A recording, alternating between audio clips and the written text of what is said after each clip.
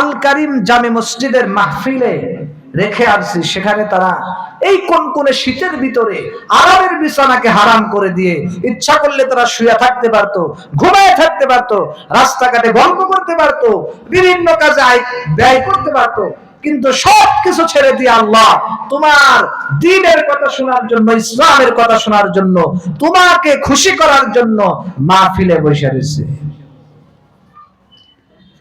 হাদিসের মধ্যে আছে, আল্লাহর নবী বলেন, কিতাবের মধ্যে আছে, খুব ভালো করে লক্ষ্য করবেন,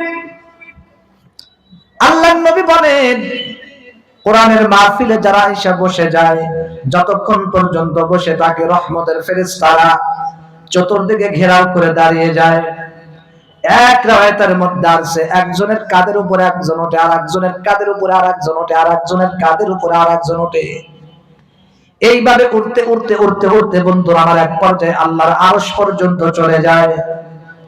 শুধু তাই নয়, আর এক রাওয়ায়াতের মধ্যে আছে, ফেরেশতারা আল্লাহকে গিয়ে বলে, আল্লাহ তোমার বান্দাদেরকে অমুক এলাকার মধ্যে অমুক মসজিদের মাহফিলে রেখে আসলাম, সেখানে তারা গান বাজনা শুনতেছে না, দুনিয়ার কোনো বাজে আড্ডা আলাপ আলোচনা করতেছে না, দুনিয়ার কোনো ফায়দা হাসিল লন্ঠন করার জন্য তারা এখানে বসে নাই, দুনিয়ার কোনো ফায়দা হাসিলের জন্য ওখানে বসে নাই। ওগো আল্লাহ, ঠান্ডার মধ্যে তারা বসে বসে তোমার কোরআনে কারিমের কথা শুনতেছে। ওগো আল্লাহ, শুধু তাই নয়, তোমার বান্দাদেরকে ওখানে রেখে আসলাম, তারা তোমার বরত্বের কথা শুনে, হাদিসের কথা শুনে, কোরআনের কথা শুনে, তাফসীর তারা শুনে। আল্লাহ ডাক দেয়, কই ফেরেশতার দল, তারা যে ওখানে বসে আছে, তারা কি চায়, কেন বলছে, ওরা কি আমি আল্লাহরে দেখছে নাকি? ফেরেশতারা ডাক দেয়, বলে আল্লাহ না দেখে নাই। আল্লাহ ডাক দেয়, কয় যদি দেখতো তাহলে কি অবস্থা হতো? এবার ফেরেশতারা ডাক দেয়, বলে আল্লাহ যদি দেখতো তাহলে তোমার ইবাদত আরো বেশি বেশি করে করতো। সুবহানাল্লাহ। এরপর আল্লাহ ডাক দেয়, কয় ফেরেশতার দল, ঠিক আছে বুঝলাম, ওরা আমাকে দেখে নাই, না দেখে ওরা বিশ্বাস করে। আর একটা প্রশ্ন করি, ওরা আমি আল্লাহ পাকের কাছে কি চায়? এবার ফেরেশতারা ডাক দিয়ে বলে, ওরা জান্নাত চায়, জাহান্নামের আগুন থেকে মুক্তি চায়, মিনান নার। আল্লাহ ডাক দেয়া বলে, জান্নাত দেখছে নাকি? কয় না দেখে নাই। জান্নাত দেখছে? দেখে নাই। যদি দেখতো কয় আরো বেশি করে আমল করতো, জান্নাতের আশা করতো, দুনিয়ার সবকিছু বাদ দিয়া তোমার ইবাদত নিয়ে সব সময় মসজিদে পড়ে থাকতো। ওগো আল্লাহ, এরপরে আল্লাহ ডাক দেয়া বলে, ঠিক আছে বুঝলাম, জাহান্নাম দেখছে নাকি? কি থেকে পানা চাই? ফেরেশতারা ডাক দেয়া বলে, মিনান নার, জাহান্নামের আগুন থেকে পানা চাই। আল্লাহ ডাক দেয়া কয়, এ ফেরেশতারা, ওরা কি আমার জাহান্নাম দেখছে নাকি? ডাক দেয়া বলে, না না, ওগো আল্লাহ এখনো জাহান্নাম দেখে নাই। আল্লাহ ডাক দেয়া বলে, ওরা কি জাহান্নাম দেখছে নাকি? কয় না দেখে নাই। যদি দেখতো তাহলে তাদের কি অবস্থা হতো? আল্লাহ ডাক দেয়া, ফেরেশতারা ডাক দেয়া কয়, আল্লাহ ও মালিক, তারা যদি জাহান্নামের আগুন দেখতো, তারা 24 ঘন্টা দিবানিশি সব সময় তোমার ইবাদত বন্দেগী না থাকতো, জাহান্নামকে ভয় করিয়া আরো বেশি বেশি করে কর্মক করতো, কান্নাকাটি করতো। ওগো আল্লাহ, মেহেরবানি করে তাদেরকে মাফ করিয়া দাও। আল্লাহ ডাক দেয়া বলে, এ ফেরেশতার দল শুনো, এই মাহফিলের মধ্যে যারা উপস্থিত হলো, বসে গেল, তোমরা সাক্ষী থাকো, এই জায়গার মধ্যে যারা বলছে, এমন একটা বরকতি জায়গা, আমি আল্লাহ এদের সব গুনাহ মাফ করে দিলাম।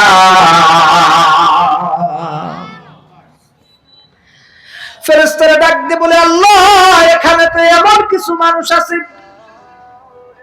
যাদের উদ্দেশ্য হলো দুনিয়া হাসিলের উদ্দেশ্য, ভালো উদ্দেশ্য মাহফিলে বসে নাই আল্লাহ, তাদের উদ্দেশ্য খারাপ, অন্য উদ্দেশ্যে মাহফিলে আইছে আল্লাহ।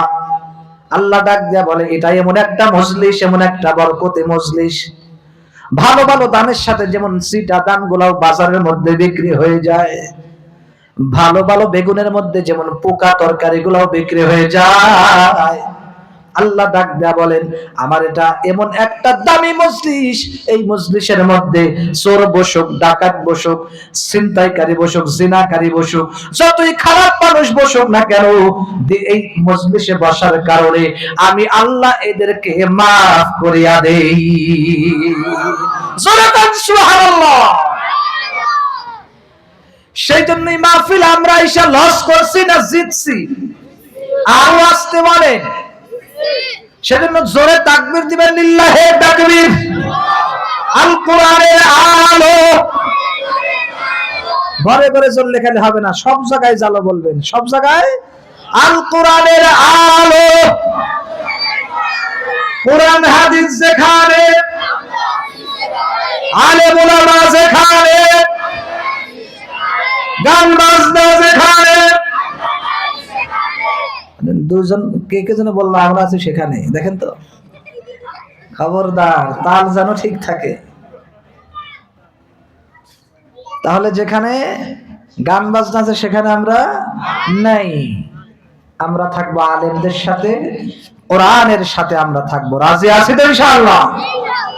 আল্লাহ আমাদেরকে কবুল করুক, জোরে কোন আমিন। সামনে মাহফিলটা হলো জান্নাতের বাগান।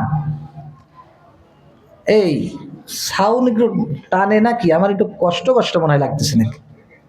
একটু ইজি করে দেন সাউন্ডটা। সবই ঠিক আছে, সুন্দর আছে সবকিছু, আর একটু ইজি করা যায় না? দেখেন তো, ভলিউম দুইটা এক এক রকম। এই মাউথটা মনে হয় একটু কথা বেশি ইয়া হয়, এটা একটু কম আছে। হ্যাঁ, দুইটা সেম সেম করেন ইনশাআল্লাহ। আল্লাহ সহজ করে দিক, ঠিক করে দিক, জয় বাংলা। সম্মানিত উপস্থিতি, খুব খেয়াল করে শুনবেন। আমি একটা আয়াতে কারিমা তিলাওয়াত করেছি। আল্লাহ বলেন, ইন্নাল্লাযীনা ক্বালু রাব্বুনাল্লাহু সুম্মা ইসতাকামু তাতানাজ্জালু আলাইহিমুল মালায়েকা تتنزل عليهم الملائكة ألا تخافوا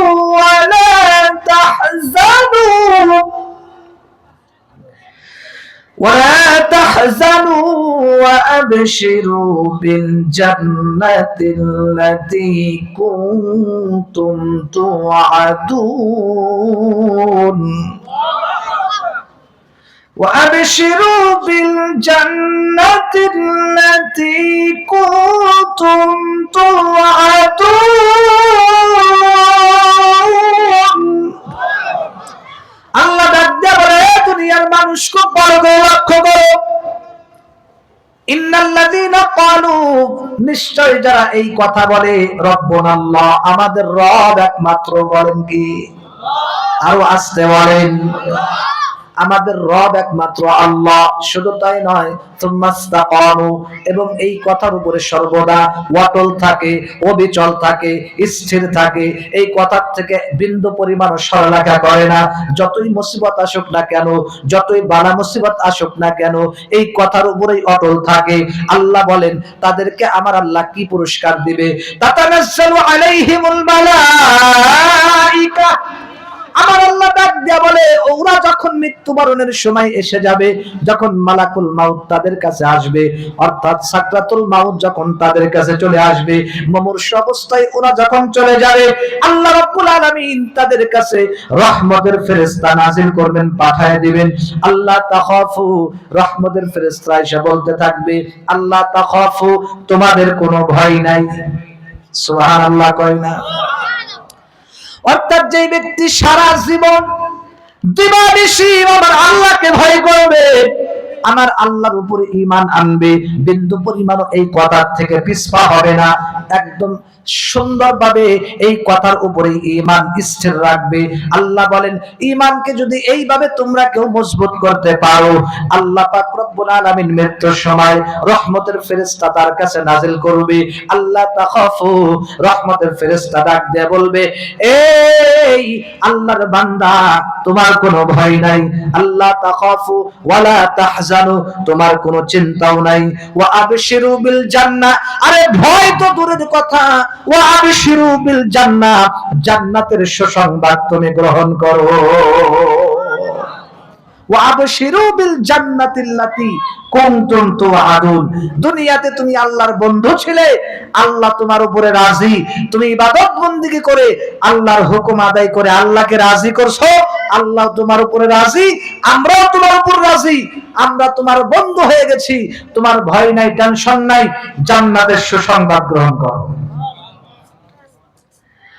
আল্লাহ তাখাফু ওয়া লা তাহজানু ওয়া আবশিরু বিল জান্নাহ ওয়া আবশিরু বিল জান্নাতিল্লাতী কুনতুম তুআদুন। আল্লাহর ওয়াদা কি তো জান্নাতের সুসংবাদ তুমি গ্রহণ করো, টেনশন নাই। এরপরে ফেরেশতারা ডাক দিয়ে বলবে, মানে জান্নাতি ব্যক্তি যারা জান্নাতি হবে, এরপরে ডাক দিয়ে বলবে নাহনু আউলিয়াউকুম, আমরা তোমাদের বন্ধু, ফিল হায়াতিদ দুনিয়া, দুনিয়াতে ছিলাম, দুনিয়াতে